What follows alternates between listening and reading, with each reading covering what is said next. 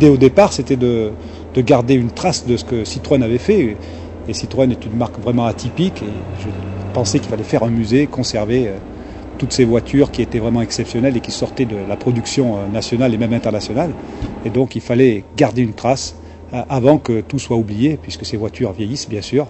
Donc le fil conducteur, c'était de trouver des véhicules exceptionnels, très proches du neuf, près de la sortie d'usine, et les conserver dans leur état d'origine. Ma collection privée commence de 48, donc après-guerre, à la sortie du tube et de la 2 chevaux, et se termine au rachat de Citroën par Peugeot en fin 74. C'est une 2 chevaux de 54, c'est-à-dire le type A. Pourquoi le type A? C'est le plus petit moteur. C'est la 2 chevaux de base qui a été conçue de 36 à 48 et commercialisée en octobre 48. Type A passionnant, pourquoi? Parce que tout est plus simple que les 2 chevaux qui viennent après. Et très très dur à trouver parce qu'en général elles ont évolué, elles ont été modifiées. Et celle-ci est exceptionnelle parce qu'elle est absolument, totalement d'origine. Rien n'a été transformé et son kilométrage, qui est de 7000 km, est aussi exceptionnel. La particularité du musée, oui, c'est de conserver des véhicules avec des kilométrages très faibles, très proches du neuf, avec des kilométrages avoisinant les 20 000 km, et les véhicules conservés dans leur état, comme sortie d'usine, pour avoir cette trace de ce que Citroën avait réalisé à l'époque. Ah, ça, c'est une voiture exceptionnelle, puisque la DS est sortie en 1 500 000 exemplaires, et il s'agit du numéro de châssis 32, et la toute première DS étant le numéro 19, c'est donc la 14e DS construite.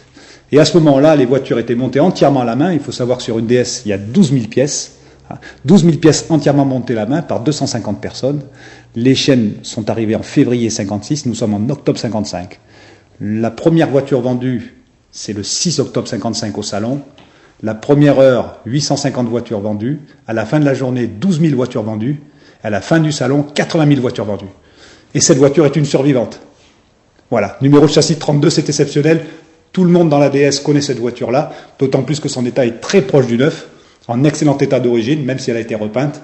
Elle a 69 000 km d'origine et elle a été excessivement bien conservée.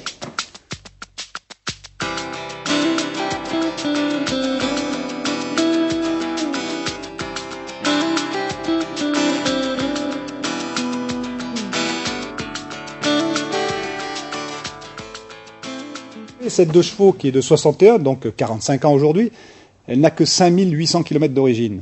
Et ce véhicule-là, bon, je l'ai conservé dans son état, puisque la dame qui avait acheté cette voiture l'a gardé pieusement, a fait tout à fait ce qu'il fallait pour conserver. Il y avait des housses sur les sièges, il y avait de la guidoline sur le volant pour le protéger, tout était préservé, même les enfants pouvaient mettre leurs pieds sur la barre arrière. Elle a mis du Chatterton pour protéger.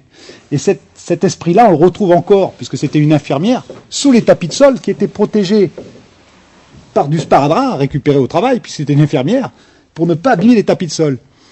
Et tout ça, ce qui est passionnant, c'est une époque où les gens faisaient attention à ce qu'ils avaient. C'était toute une vie d'économie, et il fallait préserver ce qu'on avait acheté. On avait fait beaucoup de sacrifices pour obtenir une voiture, ce qui n'est plus le cas aujourd'hui. Alors c'est un travail de très longue haleine. Bon, d'abord, j'ai traversé la France, sillonné la France dans tous les sens. J'ai fait des milliers d'agences Citroën, leur demandant les fichiers clients pour retrouver les propriétaires des voitures. Et puis tous les moyens sont bons. La publicité, bien sûr, le bouche à oreille, un réseau d'amis qui m'a permis de trouver des véhicules plus vite que certains professionnels de la branche qui auraient pu faire des enchères et revendre les voitures. Donc tous les moyens sont bons pour trouver des véhicules exceptionnels et il faut être très rapide. Alors comment ça se passe? Parce que là, dis donc, t'as fait un joli coup, Henri. Bah, toujours dans ma recherche de véhicules d'origine, non restaurés, avec des très faibles kilométrages, j'ai trouvé cette DS et il a fallu y aller très tôt, parce que sinon, on passe à côté. Donc il faut être le premier, comme Lucky Luke, il faut tirer le plus vite.